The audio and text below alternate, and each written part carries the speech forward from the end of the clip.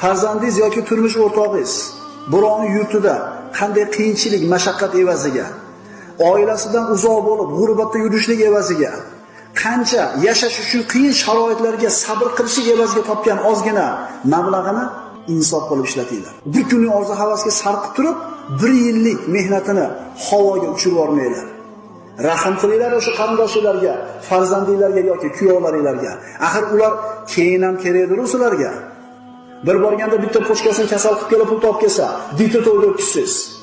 Yana bir borganda ikkinchi pochkasini kasal qilib kelsa, tof kelganda bitta ziyofatga sarflab qo'ysiz. Bular keyin ham kerakmi bizga?